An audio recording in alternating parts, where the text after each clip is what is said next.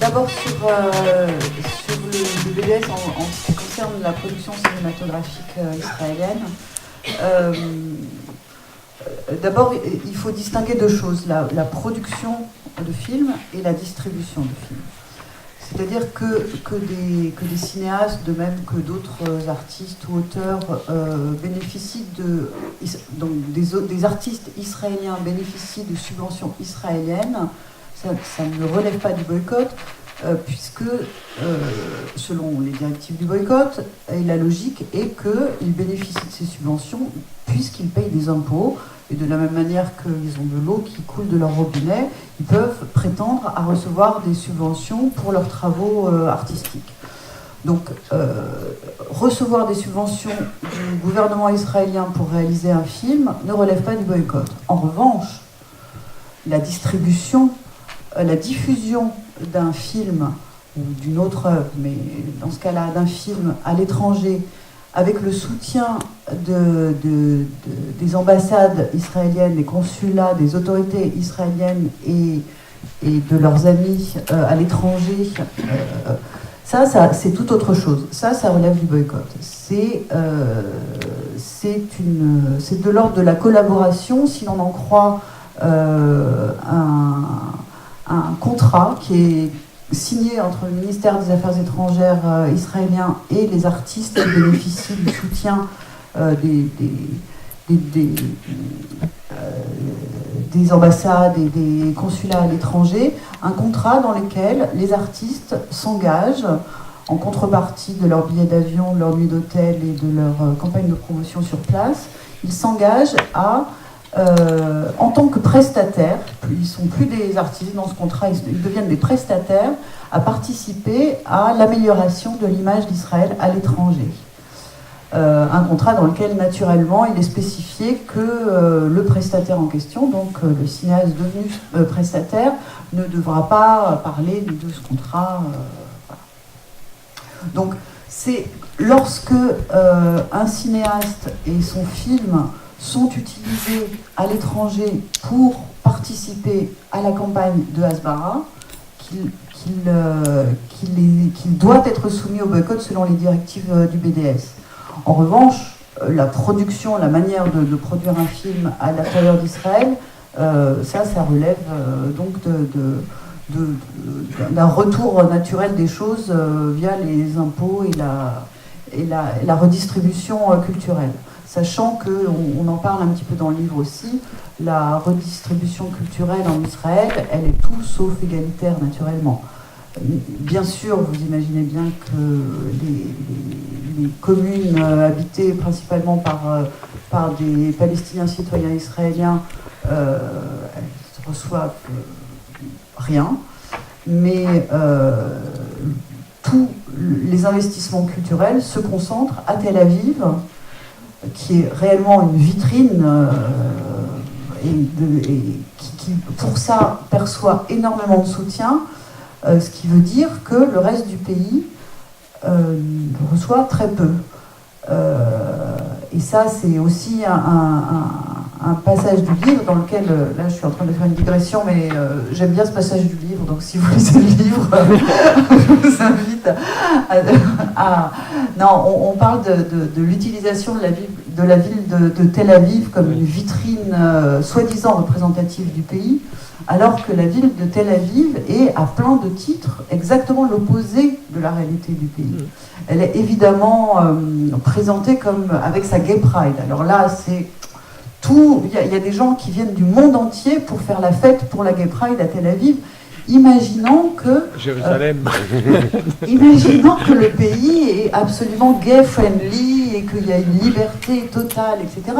Alors qu'en réalité, l'homophobie dans ce pays est une horreur et elle fait des ravages, elle tue des gens.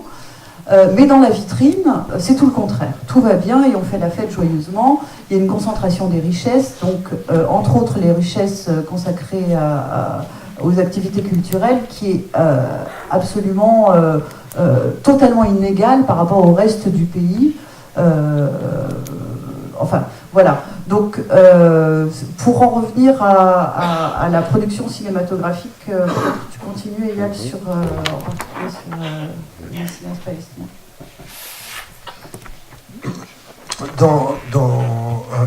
J'ai eu la chance, dans les années que j'étais en Angleterre, de rencontrer les meneurs de boycott culturel universitaire sud-africains de l'époque. Ils ont d'ailleurs, ils ont conseillé, ils étaient des conseils très importants au groupe qui travaillait à l'époque aux rédactions, la rédaction des guidelines de boycott culturel. Ils ont trouvé les Palestiniens extrêmement gentils dans leur attitude. Dans le cadre du boycott de l'Afrique du Sud, il y a eu un boycott radical. C'est-à-dire, ce qui était demandé aux artistes, par exemple aux cinéastes sud-africains, était rompre les cinéastes sud-africains blancs, rompre leurs relations avec le régime d'apartheid. Ça, c'était la demande. Et toute personne qui n'acceptait pas de rompre, il était dénoncé en tant que tel et il était boycottable. Les boycotts en Afrique du Sud n'a jamais non plus, et ça c'est quelque chose d'intéressant, n'a jamais appelé les Noirs à boycotter les Blancs. C'est-à-dire, sur place, on ne boycottait pas les produits blancs, on ne boycottait pas la culture blanche parce que c'est elle qui boycottait les Noirs.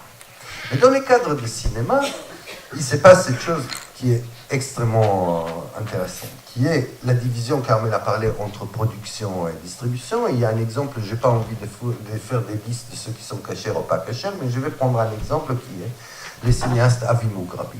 Avi Mugrabi, il prend des subventions de l'État israélien, c'est-à-dire à travers les fonds de cinéma israéliens. Pour l'instant, on les donne. Avi Mugrabi, je pense que la chaîne, la 8e chaîne, qui est une chaîne câblée privée, préachète ces films.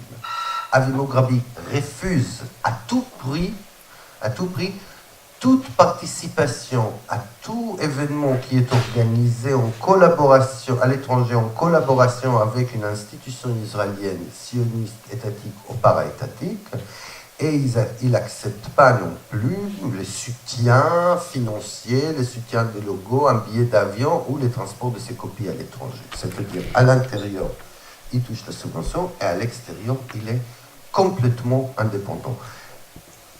Il ajoute qu'il soutient le boycott, par ailleurs.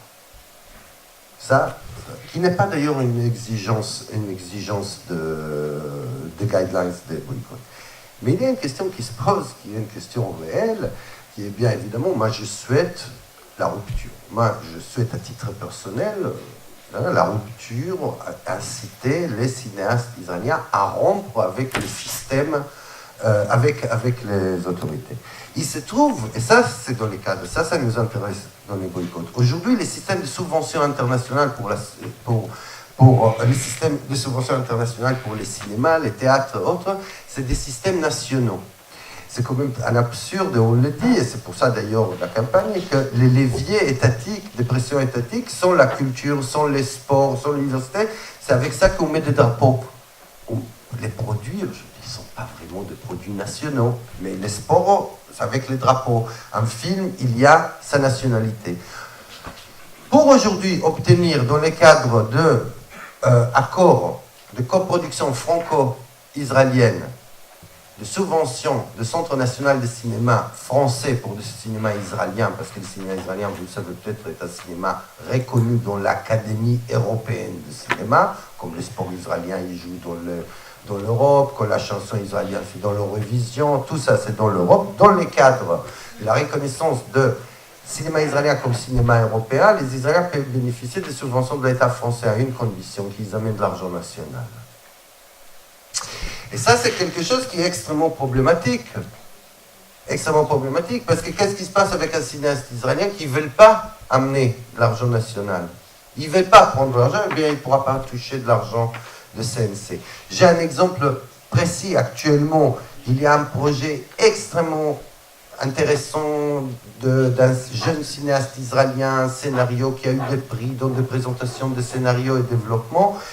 Les fonds de cinéma israéliens ont refusé de lui donner de l'argent, et c'est pour ça que c'est un film tourné en Pologne, les fonds de cinéma polonais ont refusé de lui donner de l'argent, et les CNC français ont refusé de donner de l'argent.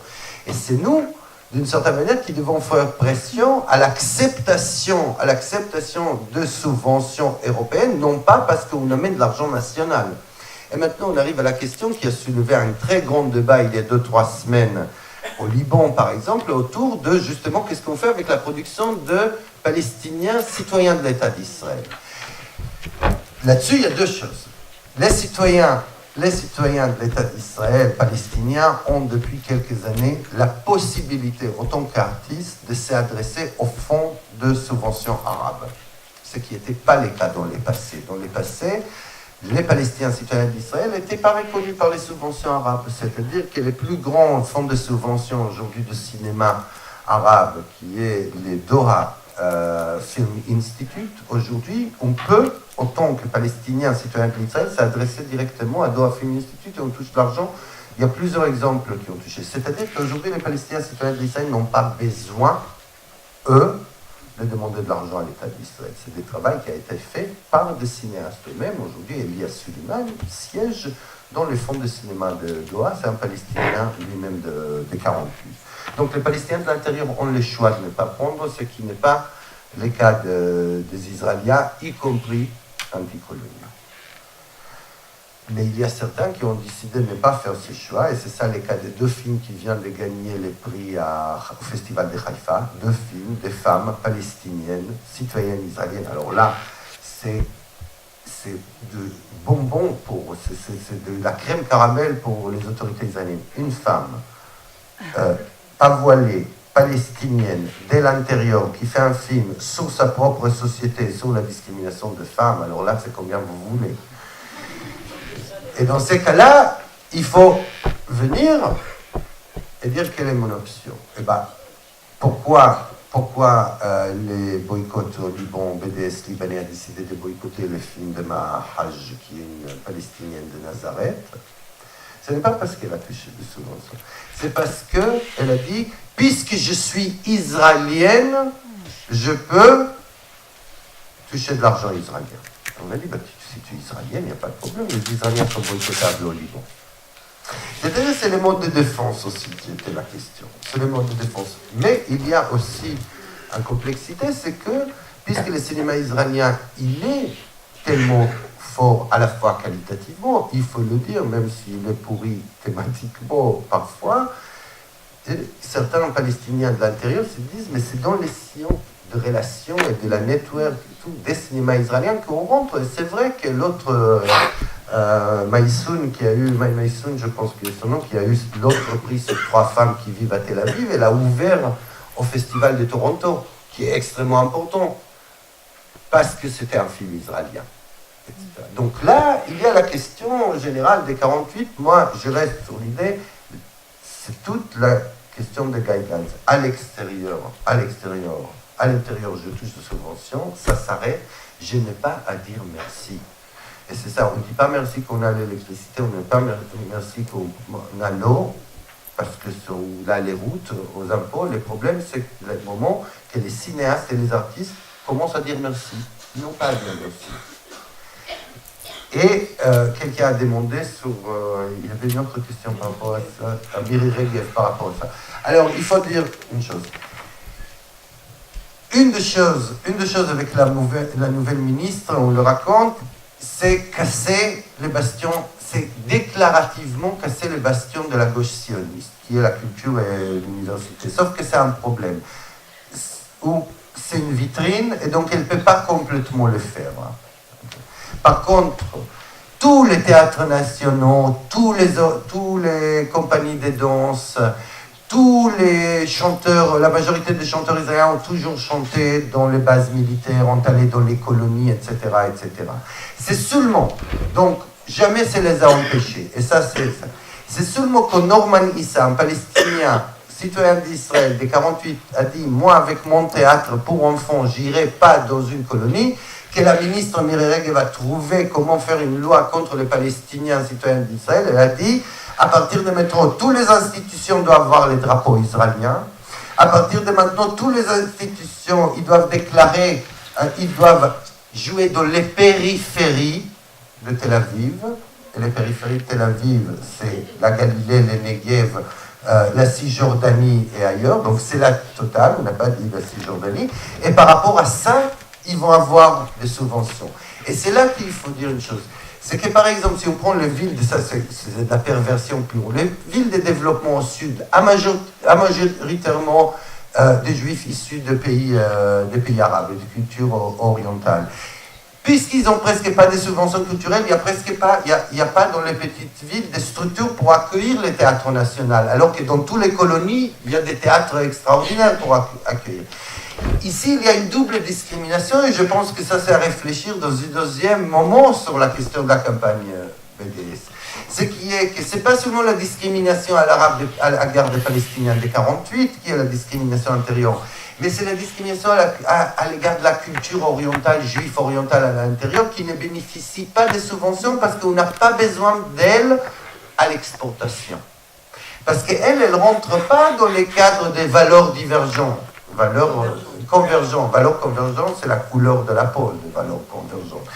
Puisque c'est une culture non blanche, elle ne va pas pour dialoguer avec les élites blanches en Occident, qui est la mission de la DCSA. Et cette culture-là, la culture, et moi je l'appelle la culture arabe d'Israël, la culture juive arabe et palestinienne arabe d'Israël, cette culture-là, c'est la contre-culture qu'il faudra peut-être réfléchir comment on la soutient. Et moi, je pense qu'il y a ceux, et c'est pas par hasard, qu'à la fois les Palestiniens de 48 et certaines voix des voix radicaux de ce qui est appelé la gauche orientale, rejoignent les boycotts parce qu'ils n'ont rien à perdre non plus dans les boycotts des institutions universitaires et culturelles. Donc, la loi de Miri Regev veut dire vous êtes obligés, sinon vous allez avoir moins de subventions. Elle ne les oblige pas à aller jouer dans l'économie, elle les oblige de jouer dans les périphéries.